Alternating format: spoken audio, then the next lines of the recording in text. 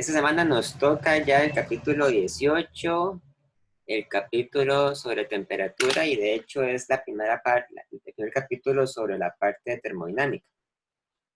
Los temas que vamos a ver durante las siguientes 4 semanas están relacionados entre sí, porque son temas que tratan sobre temperatura, calor, energía, intercambio de energía y demás procesos termodinámicos.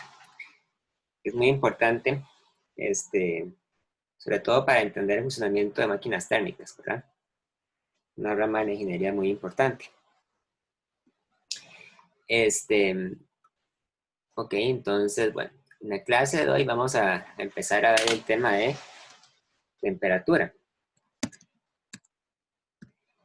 La temperatura es un concepto físico que hay que saber bien cómo definirlo, ¿verdad? Porque uno normalmente tiene la noción o tiene la idea de que la temperatura es alguna especie de sinónimo de calor, ¿verdad? Un cuerpo caliente es un cuerpo que tiene mucha temperatura, pero bueno, en física hay que saber hacer la distinción clara entre un concepto y el otro.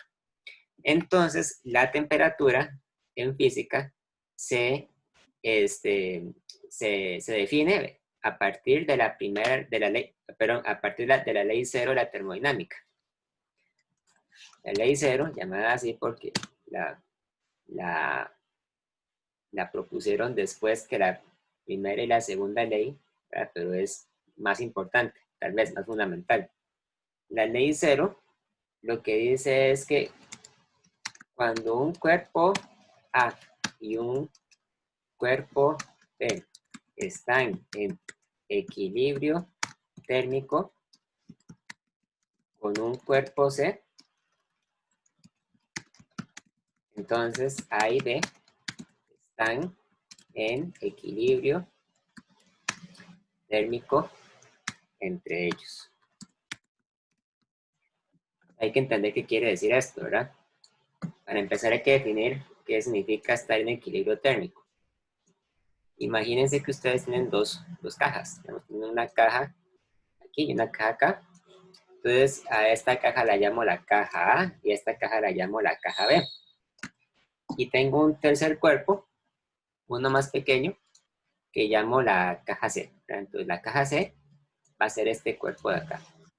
La idea es que el cuerpo C se puede tratar como si fuera un termómetro, ¿verdad? Un termómetro es un instrumento de medida que utilizamos para medir temperaturas. Ustedes están acostumbrados tal vez al termómetro de mercurio, que es un tubo lleno de mercurio, donde el mercurio se expande o se encoge según la temperatura. Entonces, si ustedes agarran el termómetro, ¿verdad? Y lo ponen junto al cuerpo A, lo que están haciendo es medir la temperatura del cuerpo A, ¿verdad? Y si luego agarran el termómetro y lo llevan donde se encuentra el cuerpo B, ¿verdad? Entonces, lo que hacen es medir la temperatura del cuerpo B. Y si ustedes descubren que la temperatura del cuerpo A coincide con la del cuerpo B, entonces la temperatura del cuerpo A es de hecho igual a la temperatura del cuerpo B. Entonces, ¿qué es la temperatura? Bueno, cuando dos cuerpos están en contacto térmico, ¿verdad? Cuando dos cuerpos están en contacto térmico, el cuerpo a mayor temperatura transmite energía al cuerpo de menor temperatura. Esa es la idea básica detrás del concepto de temperatura. Cuando un cuerpo tiene mayor temperatura que otro y están juntos en contacto, entonces el cuerpo que está a mayor temperatura le transmite energía al cuerpo que está a menor temperatura. Y lo hace hasta que los dos cuerpos alcanzan la misma temperatura. El cuerpo que está a mayor temperatura se enfría, ¿verdad? Disminuye su temperatura, mientras que el cuerpo que estaba más frío aumenta la temperatura hasta que se nivelan. Entonces, la temperatura es la propiedad que tienen los cuerpos que ya no se transmiten energía entre sí porque alcanzaron el equilibrio térmico. En este sentido, la energía que se transmite entre los cuerpos es lo que llamamos calor. El calor.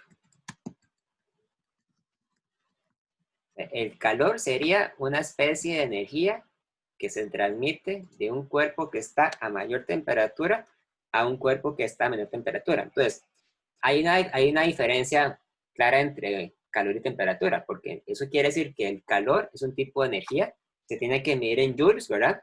Como la energía cinética, la energía potencial, mientras que la temperatura es una propiedad intrínseca de los cuerpos que determinan qué tan probable es que un cuerpo le transmita calor a otro o más bien que reciba calor de otro.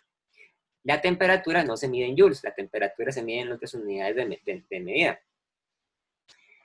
Nosotros, por ejemplo, en Costa Rica y realmente en la gran mayor parte del mundo, medimos la temperatura en la escala Celsius, ¿verdad? La escala Celsius es una temperatura, una escala, ¿verdad?, que se define de manera tal que los 0 grados Celsius corresponden a la temperatura en la que el agua se congela a presión atmosférica. Mientras que en la misma escala, los 100 grados Celsius corresponde a la temperatura en la que el agua se evapora a presión atmosférica.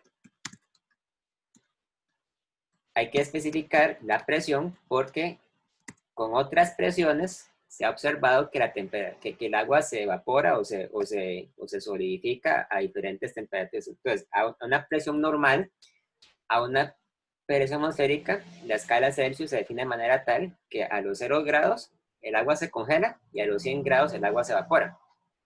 Entonces, la mayor parte de los sucesos que ocurren en la vida cotidiana suceden generalmente entre los 0 grados y los 100 grados Celsius. Es posible que hayan lugares en la Tierra donde la temperatura sea menor a los 0 grados, ¿verdad? Por supuesto. Son lugares donde el agua se congela, donde cae nieve, ¿verdad? Etcétera.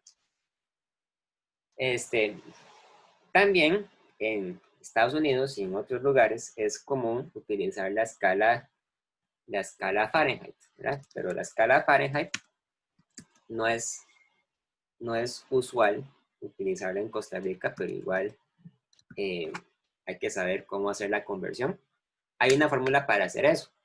En el libro, ¿verdad?, nos dicen que para calcular una temperatura en grados Fahrenheit, tenemos que multiplicar 9/5 por la temperatura en grados Celsius y sumarle 32 Fahrenheit. Entonces, cuando ustedes tienen una temperatura de 0 grados Celsius, eso corresponde a una temperatura Fahrenheit de 9/5 por 0 más 32 Fahrenheit, o sea, son 32 Fahrenheit. A 32 grados Fahrenheit el agua se congela. Mientras que una temperatura de 100 grados Celsius corresponde a 9/5 de 100 grados Celsius, ¿verdad? Más 32 Fahrenheit. Y por lo tanto, sería igual a 212 Fahrenheit. ¿Sí? Entonces, uno puede suponer que las temperaturas normales, ¿verdad?, en Fahrenheit suceden entre los 32 y los 212 Fahrenheit. La temperatura del cuerpo humano, por ejemplo, que son 37 grados Celsius, es aproximadamente igual a 98 Fahrenheit, ¿verdad?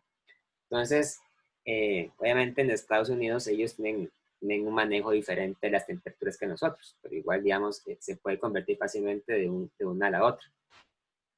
Algo muy importante es que ni la escala Celsius ni la escala Fahrenheit son escalas fundamentales de la naturaleza. Entonces, para convertir de una a la otra, ¿verdad? Utilizamos esta ecuación. Esta ecuación, si ustedes se dan cuenta, no corresponde con lo que uno ve en física 1 sobre análisis dimensional, ¿verdad? Porque ustedes, cuando convierten de escala Celsius a Fahrenheit, no pueden simplemente multiplicar por el factor de conversión, porque el proceso de conversión exige, además de una multiplicación, en este caso, hacer una suma. O sea, hay que sumarle siempre 32 Fahrenheit. Entonces, la conversión de un sistema de unidades a la otra, ¿verdad? Se hace mediante esta escala de temperaturas. La escala Fahrenheit, por ejemplo, yo entiendo que se definía a partir de las propiedades del alcohol, ¿verdad? Fue definida por un médico.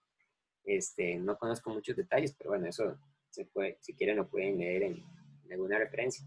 Igual no es importante saber eso. Sin embargo, más allá de la escala Celsius y la escala Fahrenheit, existe una escala de temperaturas que es fundamental conocer, que es la escala Kelvin, que ya vamos a ver cómo es que se define y cómo se utiliza en física. La escala Kelvin, ¿verdad? Se determinó cuando uno arma un termómetro de gas, ¿verdad? Ustedes conocen el termómetro de mercurio. El termómetro de mercurio funciona cuando ustedes meten dentro de un tubo de vidrio cierta cantidad de mercurio líquido. Entonces, el mercurio se expande o se encoge dependiendo del valor de la temperatura. A mayor temperatura, el mercurio se expande, ¿verdad? Entonces, lo que uno mide es realmente de qué manera se expandió el mercurio. Pero un termómetro de mercurio solamente funciona cuando el mercurio es líquido, ¿verdad? Si ustedes, por ejemplo, meten el mercurio a un lugar que esté muy frío, que esté tan frío que el mercurio solidifica, entonces obviamente el termómetro deja de servir porque el mercurio sólido no se expande y entonces no reporta una medición apropiada. De igual forma, si ustedes calientan excesivamente el termómetro de mercurio, el mercurio se evapora y entonces tampoco funciona, ¿verdad? Porque no reportaría una medición. Entonces, hay un termómetro idealizado realmente que se supone que funciona a cualquier temperatura que usted decida ponerlo, ¿verdad? Que es el termómetro de gases. Un termómetro de gases funciona de la siguiente forma. Para utilizarlo hay que construir un tubo que tenga esta forma. Es un tubo en forma de U.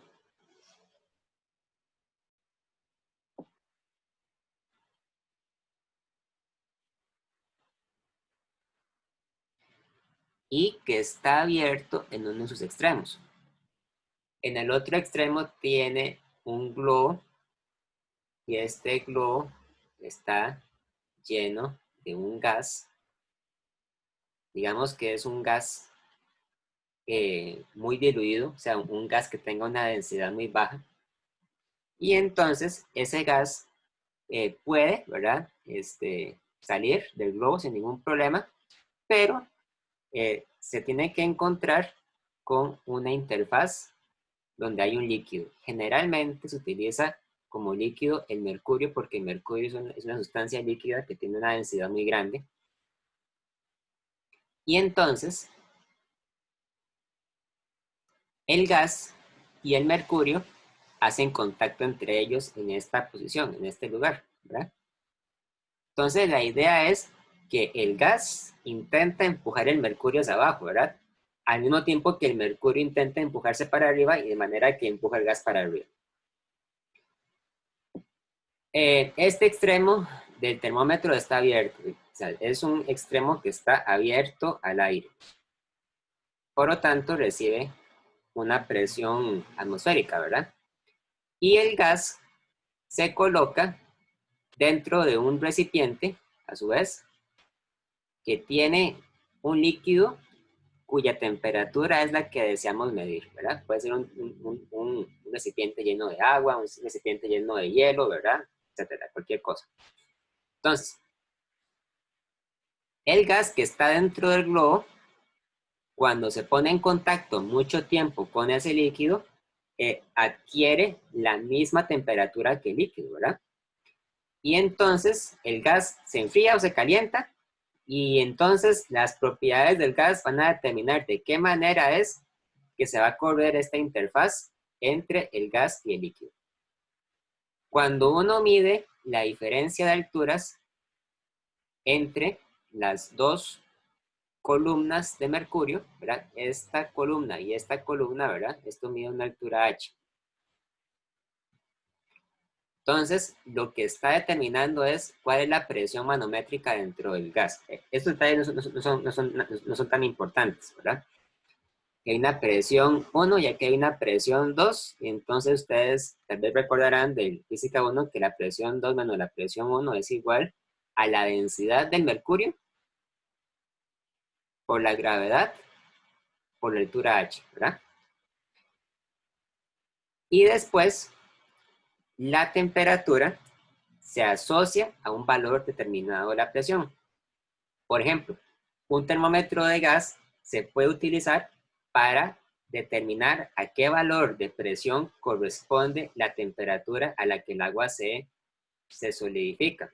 ¿Cómo se hace eso? Bueno, uno prepara un recipiente que llena de agua, le pone hielo, ¿verdad? Y entonces el agua con hielo es una mezcla que tiende a alcanzar una temperatura en equilibrio de 0 grados Celsius, ¿verdad?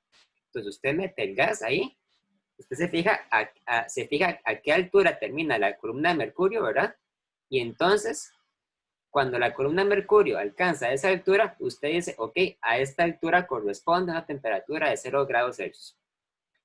Después usted repite el experimento, pero utilizando un recipiente que en lugar de tener agua con hielo, tiene agua evaporada. Entonces, es una mezcla que está a 100 grados. Y por lo tanto, usted logra asociar una presión o una altura H con una temperatura de 100 grados. Y luego usted lo que hace es que hace un gráfico, ¿verdad? Hace un gráfico donde en el eje X grafica la temperatura y en el eje Y grafica la presión. Entonces, si aquí está la temperatura a 0 grados y aquí está la temperatura a 100 grados, uno, ¿verdad? Uno lo que hace es que mide cuál es la presión a cada temperatura. Entonces, digamos que a 0 grados se encuentra acá y a 100 grados se encuentra un poquito más arriba. Y entonces, cualquier punto intermedio, usted simplemente lo que hace es interpolarlo con una recta, ¿verdad? Usted dice, ok, la escala de temperaturas tiene que ser esta, ¿verdad? Entonces, cuando usted tiene un objeto, una temperatura intermedia, digamos una temperatura de 50 grados, por decir algo, ¿verdad? 50 grados, entonces la presión va a ser un valor ahí intermedio. Entonces, así es como usted calibra un termómetro. O sea, que para calibrarlo, ¿verdad? Hay que definir, o sea, hay que establecer por definición que el agua con hielo está a una temperatura de 0 grados, ¿verdad? Y el agua con vapor está a una temperatura de 100. ¿Verdad? Es como una definición que uno hace para zanjar el hecho de que la temperatura está en grados Celsius, ¿verdad? Ahora, lo que sucede es que el gas solamente puede tener una presión positiva. Entonces, sucede algo interesante, sucede algo muy importante cuando la presión del termómetro se aproxima a 0. Eso quiere decir que el gas alcanzó la temperatura más baja que podía tener. Y se ha encontrado que independientemente de cuál sea el gas que se utilice, ya sea, ¿verdad?, helio, hidrógeno, oxígeno, ¿verdad?, cualquier gas que a usted se le ocurra, la temperatura más baja que puede alcanzar siempre es menos 273.15 Kelvin. Entonces, esta temperatura es muy importante porque esta es, de hecho, la temperatura más baja que se puede alcanzar. No puede haber temperatura menor a esa. Se le conoce como el cero absoluto. el cero absoluto es la temperatura de, perdón, menos 273.15 Celsius. 0.15 Celsius, ¿verdad? No hay nada más frío que eso. O sea, ustedes no pueden tener una temperatura que sea de menos 300 Celsius, ¿verdad? No se puede llegar ahí. Las temperaturas siempre son mayores a menos 273.15 Celsius. De manera tal que entonces vamos a definir una nueva escala de temperaturas que es la escala Kelvin. La escala Kelvin se define de manera tal que 0 Kelvin corresponde a menos 273.15 Celsius. Entonces, Profe, ¿sí? ¿Alguien dijo algo? sí, esa escala más fría se conoce únicamente aquí en la Tierra o han determinado que ya fuera del planeta, los planetas congelados de verdad están a esa temperatura. Eso es fundamental, o sea, es en cualquier lugar del universo. No puede haber nada más frío que eso. Porque si hubiera algo más frío, ¿verdad? Entonces, en esta gráfica tendríamos que alcanzar una presión negativa, que no tiene sentido. Entonces, se supone, ¿verdad? Que hasta donde se sabe hoy en día, ¿verdad? La temperatura más baja a la que se puede llegar es esta. Y de hecho, experimentalmente, ¿verdad? Se han llegado a temperaturas muy cercanas a esa. Pero resulta ser, ¿verdad? Que para poder construir, por ejemplo, un refrigerador que alcance exactamente el cero absoluto, usted tendría que meterle al refrigerador una cantidad de energía eléctrica infinita. O sea, porque cada vez cuesta más y más y más y más enfriar. Entonces llega un punto en el cual ya no puede enfriar más, porque para seguir enfriando tendría que meterle más energía infinita, entonces deja de servir. Entonces, de hecho, este valor es universal, o sea, en cualquier lugar, ¿verdad? En cualquier situación, ya sea natural, ya sea artificial, es imposible que la temperatura sea más baja que esa, ¿verdad? Y es parecido, por ejemplo, cuando uno dice que no hay nada que puede ir más rápido que la luz, ¿verdad? Tampoco puede haber nada que sea más frío que el cero absoluto. Es como es una, es una condición, es decir, es una condición que tiene un cuerpo que ya no puede dar más calor, ¿verdad? O sea, se quedó sin calor, lo más frío que puede estar. Ahora, por el contrario, ¿verdad?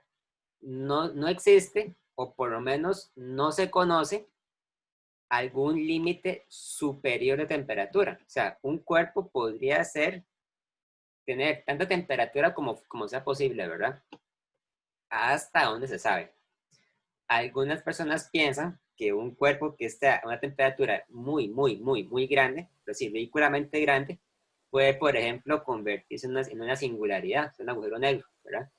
Pero eso son conjeturas, porque nunca se ha observado, o por lo menos no se conoce, digamos, también la teoría detrás de eso. ¿Okay?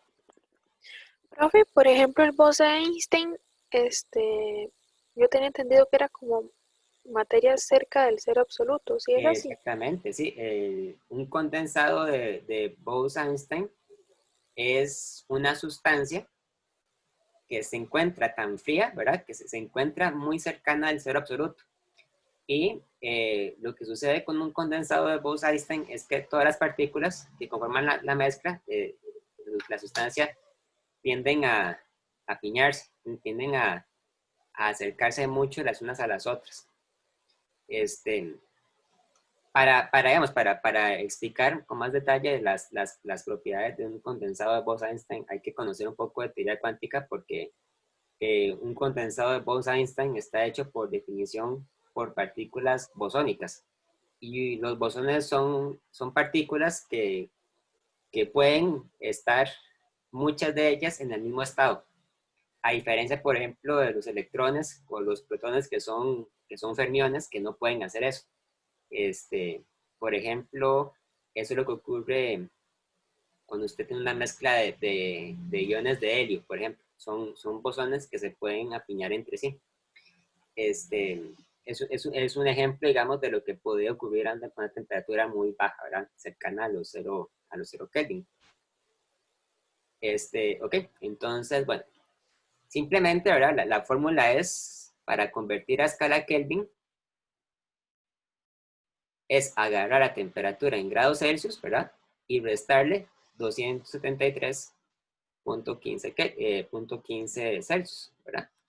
Por ejemplo, una temperatura de 100 grados Celsius es igual a una temperatura de 373.15 Kelvin, ¿verdad? Una temperatura de 37 grados Celsius, que es la temperatura del cuerpo humano, es una temperatura de 310, creo. Perdón, profe. 310.15 Kelvin. ¿Qué pasó? Pero ahí los 100 grados no está sumando los Celsius con los Kelvin. La fórmula de la resta. Y sería... Oh, no, perdón, ¿cuál fue la pregunta? Es que ahí en la fórmula pone que es grados Celsius menos 273. Sí, toda la razón. Más. Ok. Ok. Profe, una pregunta. ¿Sí? ¿Por qué es que se prefiere usar el termómetro de gases para cualquier temperatura si igual tiene mercurio? Digamos, ¿no le pasa lo mismo que el mercurio a temperaturas altas o bajas? Porque, o sea, se supone que la parte del termómetro que hace contacto con la mezcla es el gas, nada más, no el mercurio. Y un gas, cuando se encuentra lo suficientemente diluido, permanece gaseoso a cualquier temperatura. El mercurio no, el mercurio se hace líquido, ¿verdad? Pero se supone que el termómetro está construido de manera tal que la única parte del termómetro que hace contacto con el líquido o con la mezcla que usted quiere medir es el gas, no el mercurio. Está separado, ¿verdad? O sea, igual, este termómetro es una idealización, porque,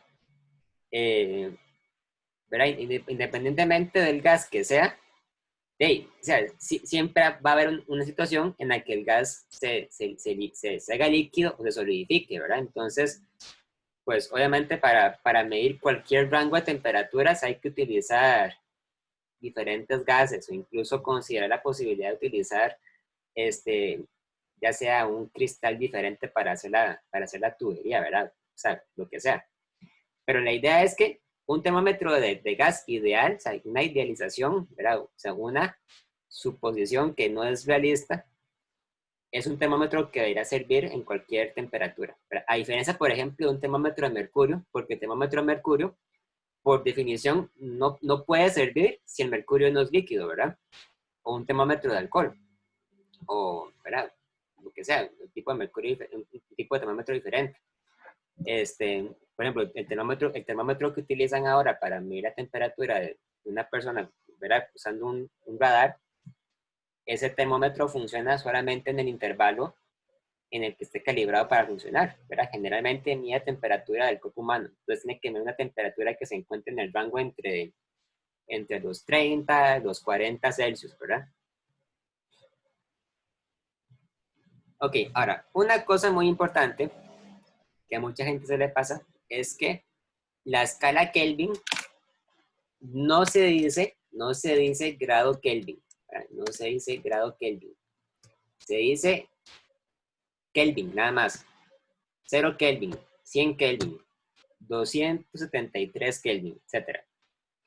Porque Kelvin es una de las 7 unidades fundamentales del siglo, ¿verdad? Como el metro, como el kilogramo, como el segundo.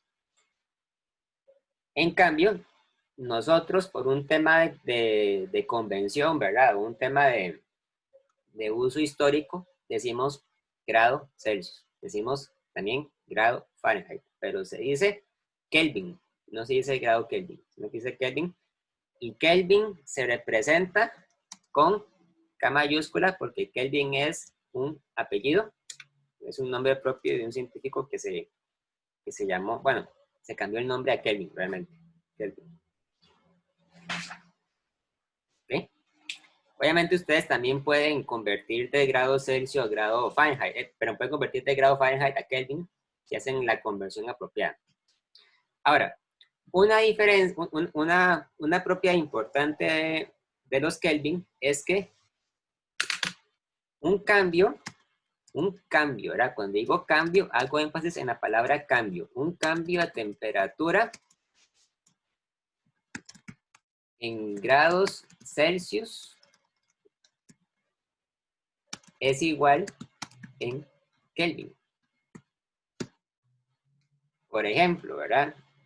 La gente dice, por ejemplo, es que la temperatura de la Tierra ha aumentado en promedio 2 grados Celsius en los últimos 100 años, por decir algo, ¿verdad? Esa afirmación se puede decir también como que la temperatura de la Tierra ha aumentado 2 Kelvin en los últimos 100 años, ¿verdad? Porque lo que usted está midiendo es una diferencia, es un cambio. O sea, que la temperatura aumentó en 2 grados Celsius. También aumentó en 2 Kelvin, porque la diferencia, o sea, la diferencia es igual, ¿verdad? Una diferencia en grados Kelvin es igual a una diferencia en grados Celsius. Una diferencia no es lo mismo que la temperatura absoluta, ¿verdad? Porque nosotros podemos estar, por ejemplo, a 300 grados Celsius, a 300 Kelvin. 300 Kelvin es igual aproximadamente a 27 grados Celsius. Pero si la temperatura aumenta 5 grados Celsius, también aumentó 5 Kelvin, ¿verdad? Esa es una idea muy importante y es, digamos, la razón principal de por qué el Kelvin se definió de la manera en que se definió. En cambio, una diferencia en grados Fahrenheit no es igual a una diferencia en grados Kelvin o en grados Celsius. Una diferencia en grados Celsius es igual a 5/9 de la diferencia en grados Fahrenheit. Entonces, si la temperatura aumentó 1 grado Fahrenheit, quiere decir que aumentó 5/9 de grado Celsius. O sea, que aumentó 0.55 grados Celsius o aumentó 0.55 Kelvin, ¿verdad? Entonces, esto es muy importante también entenderlo para aplicarlo más adelante a otro tipo de problemas. Las preguntas que salgan sobre el termómetro de gases, ¿verdad? Son preguntas todas conceptuales y por eso, ¿verdad? Lo recomendable es que ustedes le peguen una leída a esas páginas del libro, la página 485, ¿verdad? Ahí viene eso explicado. Entonces, será muy bueno que se lo lean para ver más detalles al respecto. Ahora, el tema que sí es, digamos, más práctico es el de expansión térmica. La expansión térmica mide la forma en que un cuerpo se expande o se encoge también, se expande o se encoge con una diferencia de temperaturas.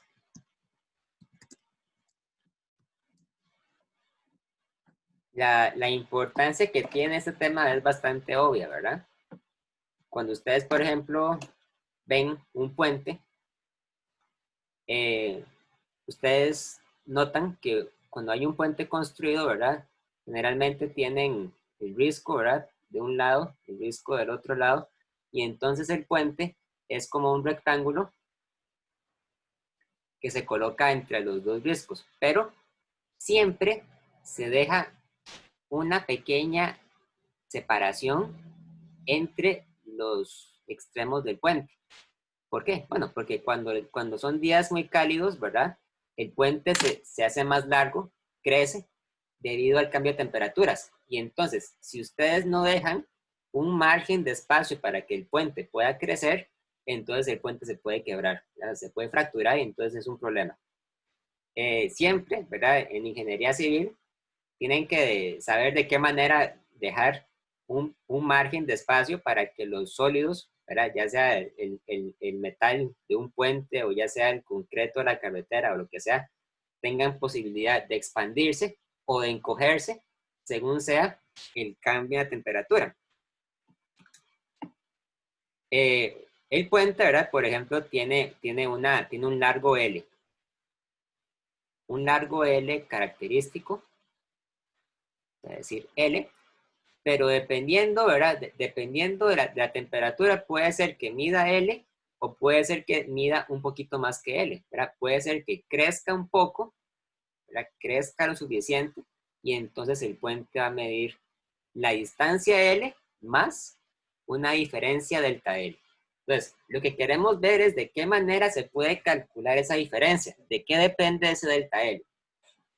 Delta L es igual a el largo original que tenía el puente multiplicado por una constante alfa y multiplicado por el cambio en la temperatura. Alfa se conoce como el coeficiente de expansión térmico en realidad lineal. Y alfa se mide en unidades de grado Celsius a la -1 o Kelvin a la -1. Curiosamente, alfa no depende de la unidad de distancia que ustedes utilicen, sino que depende únicamente de la unidad de temperaturas. Cuando digo que puede depender de Kelvin o puede depender de grado Celsius, lo digo de manera indistinta, porque realmente no depende la unidad, porque en este caso vean que estamos tratando con una diferencia de temperatura, ¿verdad? Es una diferencia. Y una diferencia de temperatura es igual cuando se mide en grados Celsius o cuando se mide en Kelvin. También existe una fórmula análoga para calcular una diferencia de volumen, ¿verdad? Porque una cosa es medir la distancia que se estira y otra cosa es medir el cambio de volumen que sufre el objeto. El cambio de volumen resulta que es muy importante cuando ustedes miden la expansión de un líquido o de un gas, porque, bueno, sobre todo en líquidos, porque un líquido cuando se expande, ¿verdad? Lo que cambia es el volumen, pero no cambia, por ejemplo, el largo, porque la forma del líquido depende del recipiente que lo contenga, ¿verdad? Entonces, realmente de lo que dependería el largo del líquido es más bien del largo del recipiente. En cambio, el volumen del líquido es el que cambia directamente con la temperatura y es igual a una constante beta multiplicada por el volumen inicial multiplicado por el cambio de temperatura. Entonces, beta es, en este caso, el coeficiente de expansión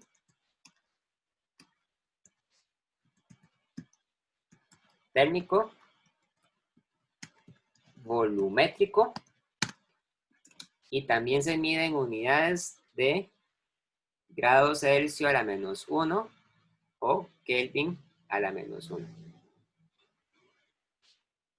Y una propiedad importante de estos coeficientes es que en el caso de sólidos,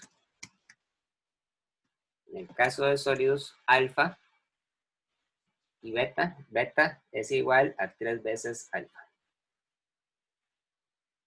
Ustedes pueden leer la demostración de esa propiedad en la página 489.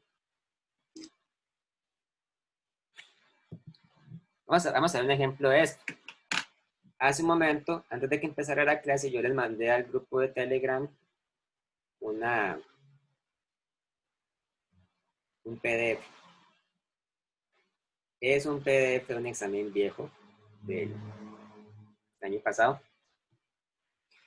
Vamos a ver una de las preguntas que hay ahí.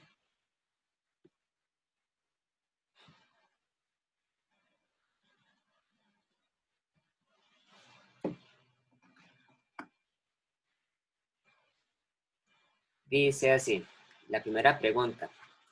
un frasco de vidrio de 1 litro, ojo que litro es unidad de volumen, ¿verdad?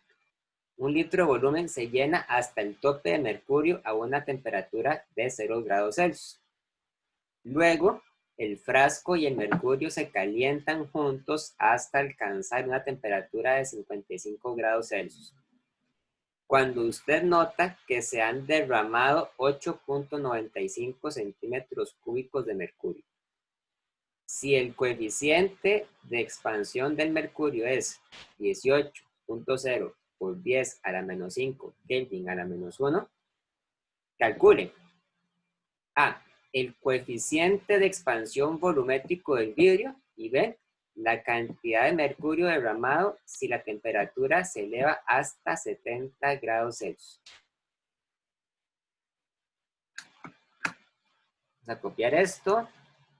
Vamos a irnos a la pizarra.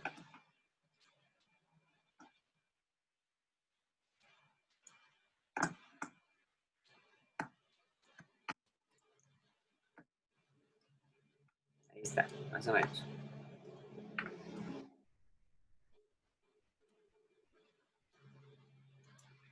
Entonces, sucede algo cuando estamos a 0 grados Celsius, ¿verdad? O bien a 273 Kelvin. Nosotros tenemos un recipiente de vidrio, ¿verdad? Que está lleno de mercurio.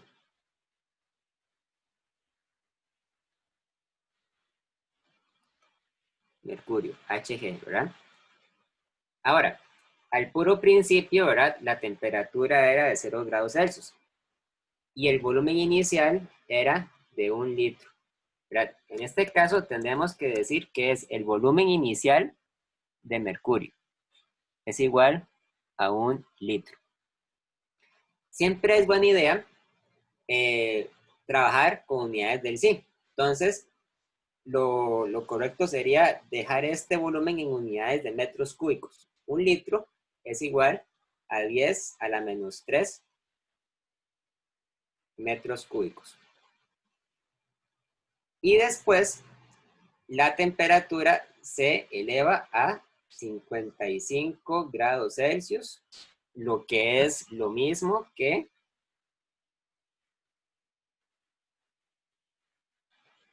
328.15 Kelvin, ¿verdad? Entonces, se supone que el recipiente crece, ¿verdad? El vidrio crece, se hace más grande. Pero el mercurio que estaba dentro también crece.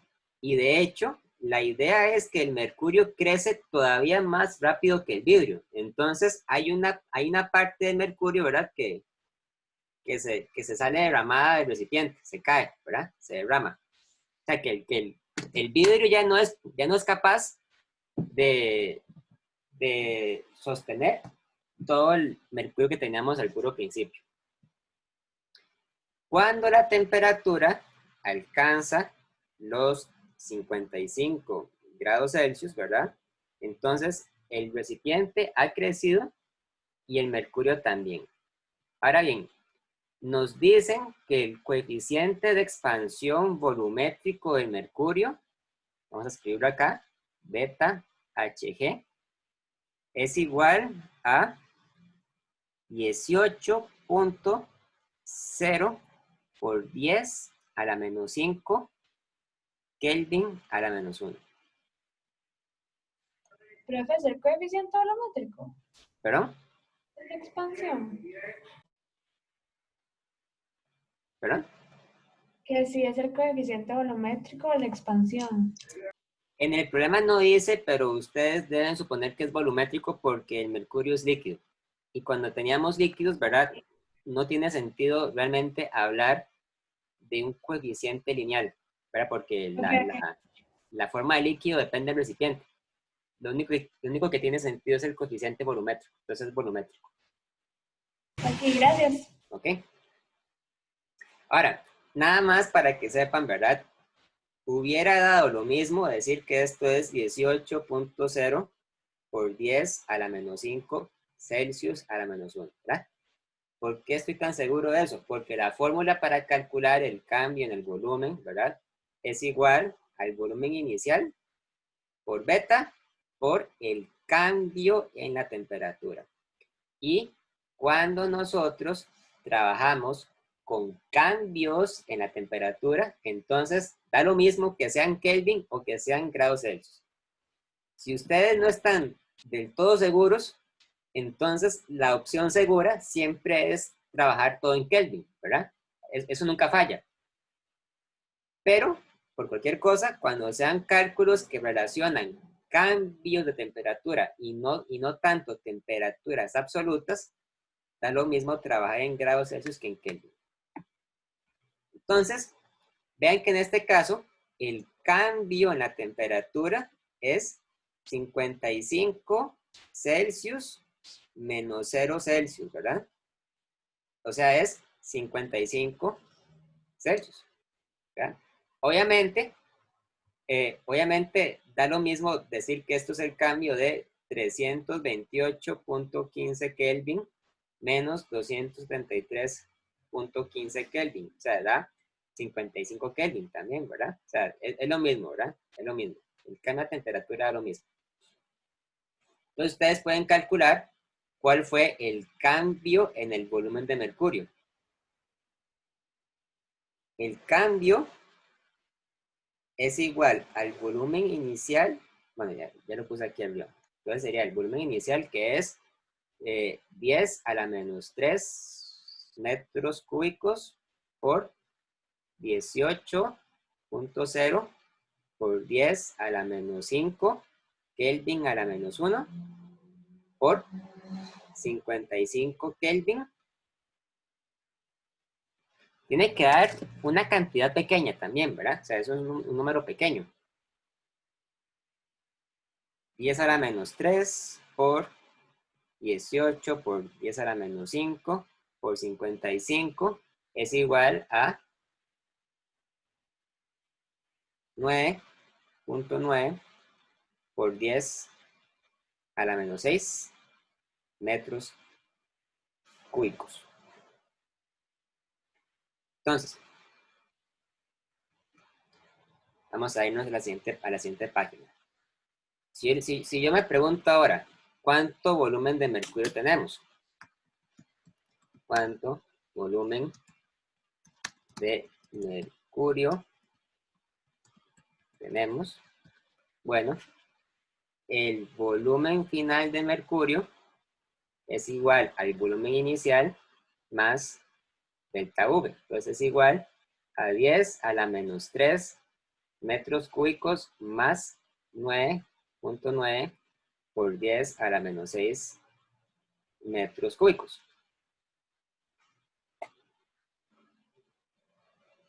¿Cuánto da?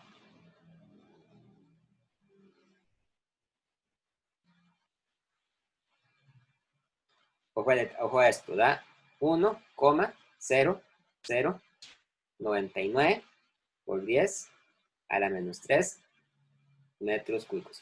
Ustedes ahí podrían cometer el error de redondear esto, ¿verdad? Vean que si ustedes lo redondean, les va a quedar igual al volumen inicial. Entonces, si ustedes lo redondean, lo que harían sería entonces ignorar por completo el cambio de volumen. El cambio es pequeño, pero hay que considerarlo. Tenemos entonces 1.0099 por 10 a la menos 3 metros cúbicos.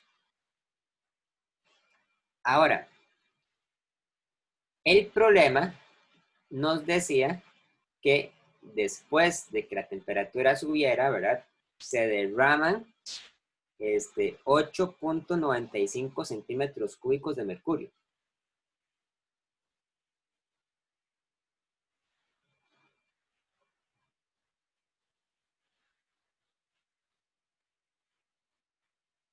Entonces, ¿de qué me sirve a mí saber eso? Bueno, si yo conozco cuánto mercurio hay y yo sé cuánto mercurio fue el que se derramó, entonces yo puedo calcular cuánto mercurio quedó dentro del recipiente, ¿verdad?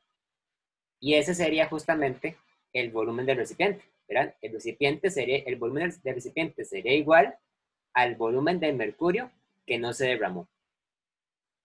Entonces, primero convirtamos esta cantidad a metros cúbicos, ¿verdad? Recuerden que un metro es igual a 100 centímetros, elevamos a la 3, y entonces esto sería igual a 8.95 por 10 a la menos 6 metros cúbicos. Ahora, no se derramaron 1.0099 por 10 a la menos 3 metros cúbicos menos 8.95 por 10 a la menos 6 metros cúbicos. Eso sería igual a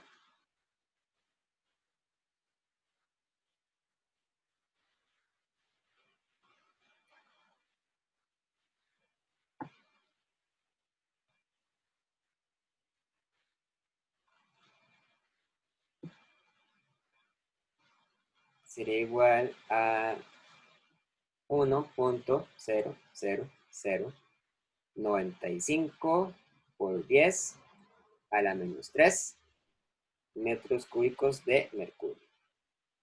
En este tema es muy importante tomar en cuenta las pequeñas diferencias, ¿verdad? Porque si las omitimos, estamos ignorando realmente lo importante en este problema, que es el cambio de volumen.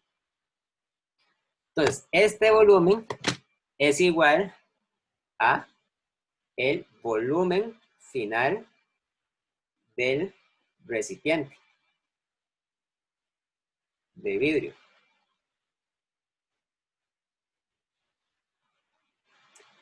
Recordemos que el volumen inicial del recipiente de vidrio era 1 litro, o sea, era 10 a la menos 3 metros cúbicos.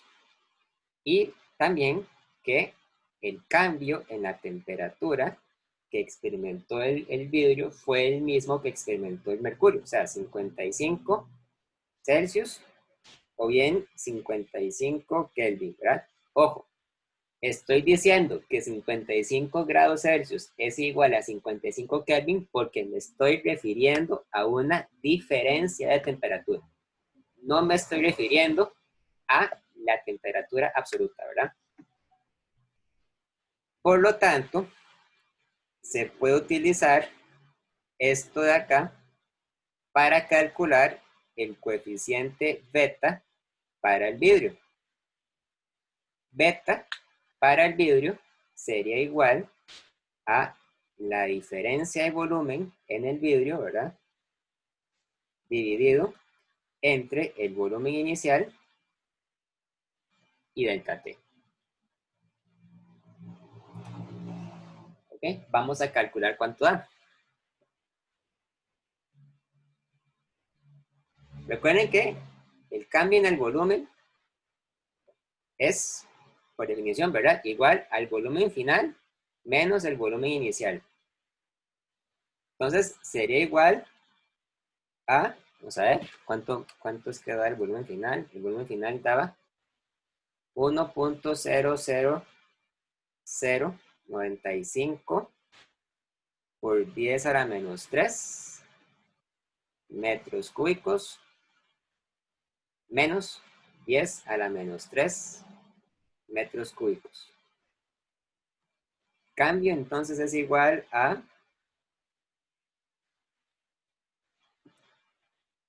9.5 por 10 a la menos 7 metros cúbicos. Es un cambio muy pequeño, ¿verdad? Muy pequeño. Por lo tanto, beta para el vidrio es igual al cambio en el volumen del vidrio entre el volumen inicial delta T. O sea, es igual a 9.5 por 10 a la menos 7 metros cúbicos dividido entre 10 a la menos 3 metros cúbicos por 55 Kelvin, ¿verdad? Noten que entonces aquí estamos cancelando metro cúbico con metro cúbico y el resultado da entonces igual a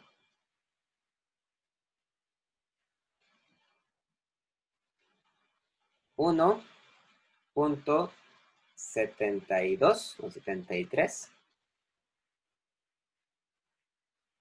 por 10 a la menos 5 Kelvin a la menos 1. ¿Sí? 1.73 por 10 a la menos 5 Kelvin a la menos 1.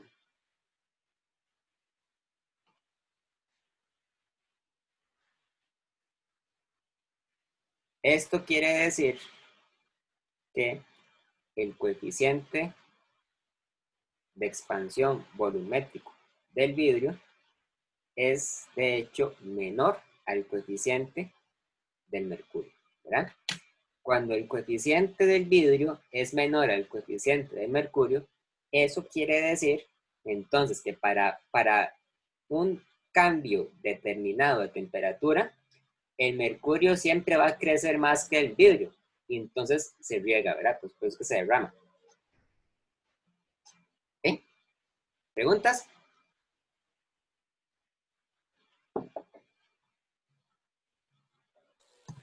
No, profe. ¿Sí?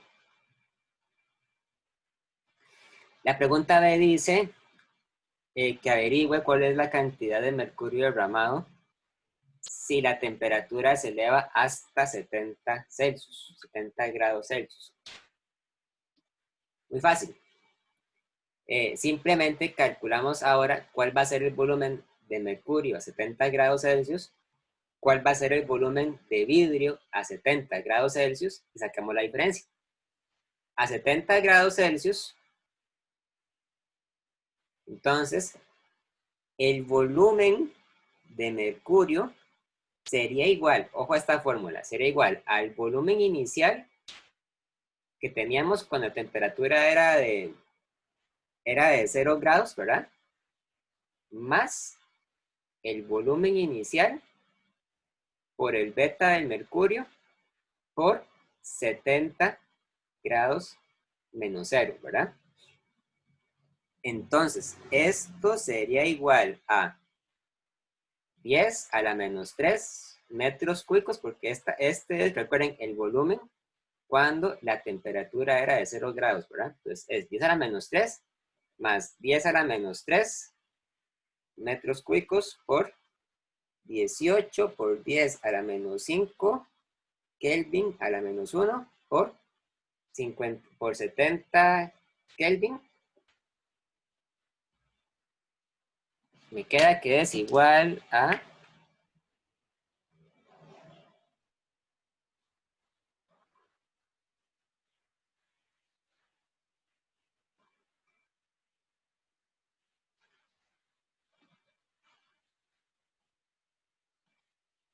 1.0126 por 10 a la menos 3 metros cúbicos.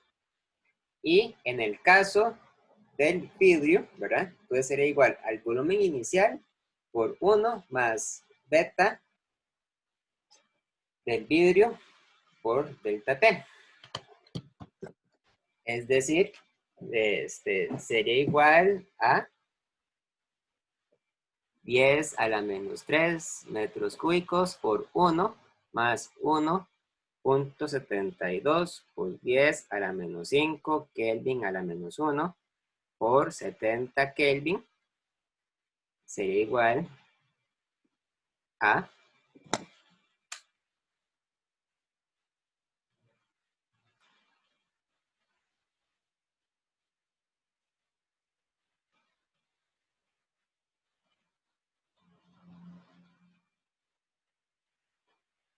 1.0012094 por 10 a la menos 3 metros cúbicos.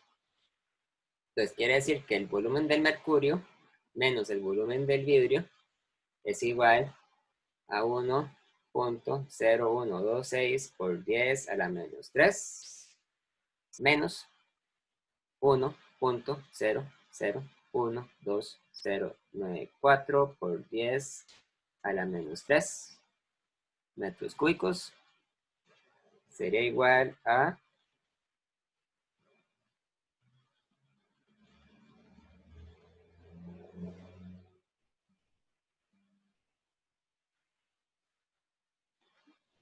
1.139 por 10 a la menos 5 metros cúbicos. ¿Verdad? Entonces, este volumen que está acá sería el volumen derramado. La diferencia entre el volumen de mercurio y el volumen del vidrio.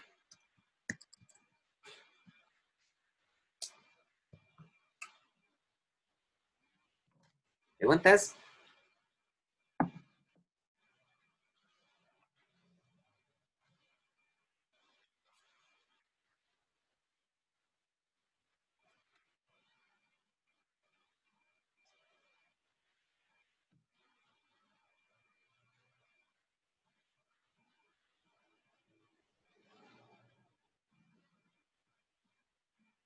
No.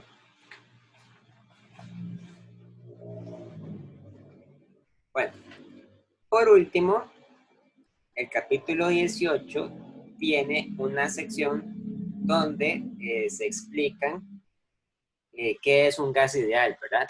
Ahora, un gas ideal es una suposición o una idealización.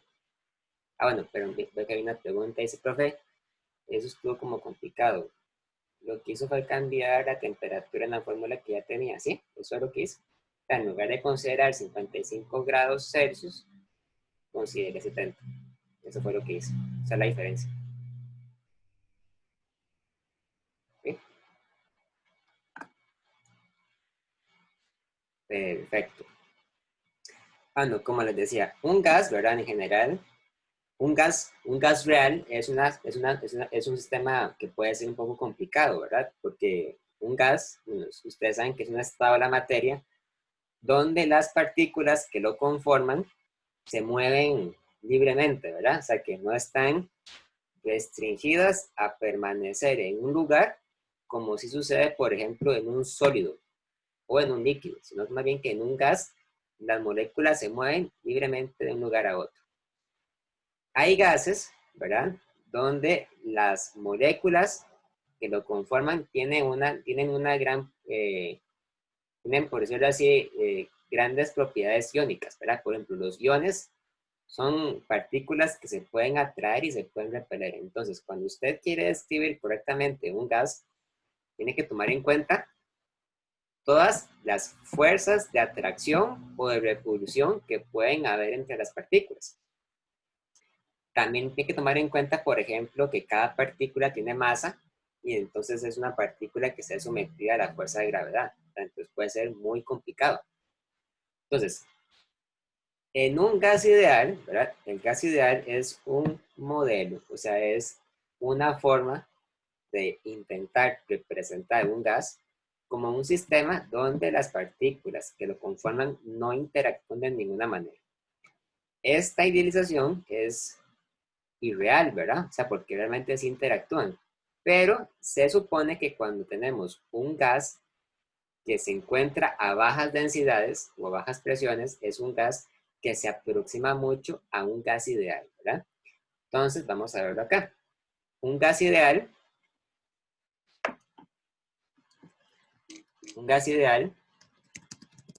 es una idealización donde las partículas que lo conforman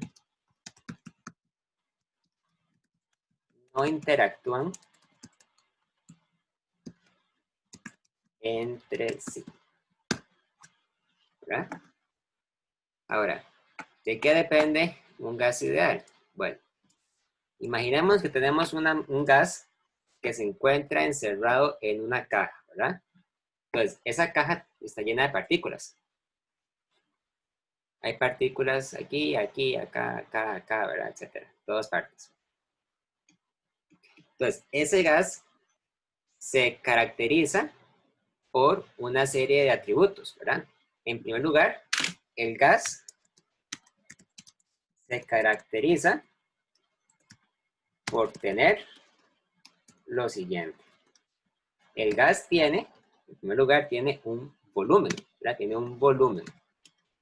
El volumen, obviamente, depende del recipiente que lo contenga, ¿verdad? Depende de las propiedades del recipiente. Si es un recipiente grande o pequeño, de eso va a depender el volumen. También se caracteriza por tener una presión. Por ejemplo, el aire que nos rodea, que por lo general lo consideramos una presencia invisible, ¿verdad? Es un gas que, sin embargo, está sometido a una presión muy grande, que es la presión atmosférica. El gas también depende de su temperatura, la temperatura T. La temperatura del gas, cuando se mide, tiene que estar medida en Kelvin. En Kelvin. Es muy importante que la midamos en Kelvin. Y el gas también depende de la cantidad de partículas o de moléculas que lo conforman. Por lo general existen dos maneras diferentes de representar esto. El gas se puede representar mediante el número de moles. El número de moles se representa con la letra N minúscula, o se puede representar como el número de moléculas. Entonces, vean que el número de moles es N minúscula, el número de moléculas es N mayúscula. Cuando ustedes tienen el número de moles, ¿verdad? Eso es, digamos, equivalente a tener el número de moléculas, porque para ir de una cantidad a la otra usamos el número de Avogadro, ¿verdad? Recuerden que el número de moléculas es igual al número de moles multiplicado por el número de Avogadro, donde el número de Avogadro era igual a 6.02 por 10 a la 23 moléculas entre mol, ¿verdad? El número de Avogadro era una constante que usábamos en química. Entonces, la idea de la teoría del gas ideal es poder encontrar una ecuación que relacione estas cantidades entre sí según las propiedades del gas, ¿verdad? Entonces, en un gas ideal se tiene que la presión multiplicada por el volumen es igual al número de moles por una constante R por la temperatura, donde la temperatura tiene que estar medida necesariamente en Kelvin. La constante R se conoce como la constante del gas ideal. Y R siempre tiene de hecho un valor de 8.314 Joule entre mol Kelvin, ¿verdad? O sea, esta constante R es la misma para todos los gases. Por eso se llama la constante del gas ideal. Adicionalmente, vean que esta fórmula nos queda dependiendo del número de moles, ¿verdad? La fórmula del gas ideal también se puede escribir utilizando más bien el número de moléculas. Tenemos que la presión por el volumen es igual al número de moles por R por T, ¿verdad? Donde el número de moléculas era igual al número de moles por la constante de Avogadro, el número de Avogadro. Entonces, el número de moles es igual al número de moléculas dividido entre el número de Avogadro. Presión por volumen es igual a el número de moléculas entre el número de Avogadro por RT. Esto a veces se escribe que es igual al número de moléculas por una constante K por la temperatura donde la constante K, KB en realidad se conoce como la constante de Boltzmann. Y la constante de Boltzmann es igual a R dividido entre el número de Avogadro. O sea, es igual a 8.314 Joule entre mol Kelvin dividido entre 6.02 por 10 a la 23 moléculas entre mol.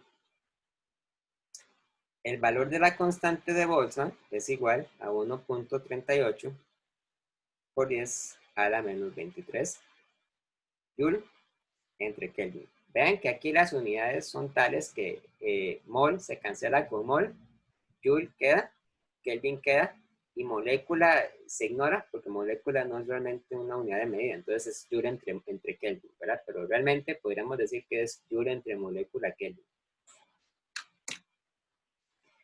Ahora bien, esta ecuación, la del gas ideal, es una ecuación muy importante, pero que realmente todavía no vamos a utilizar. O sea, el uso que se le da realmente a la ecuación del gas ideal se hace evidente o se hace obvio cuando lleguemos a los siguientes capítulos donde vamos a utilizar la primera y la segunda ley de la termodinámica para resolver problemas con gases ideales, y ahí sí vamos a utilizar más en detalle, más en profundidad la ecuación del gas ideal.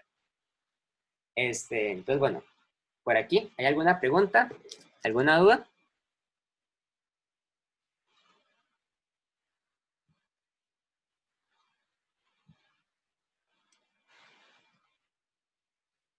¿Preguntas, dudas? Ok.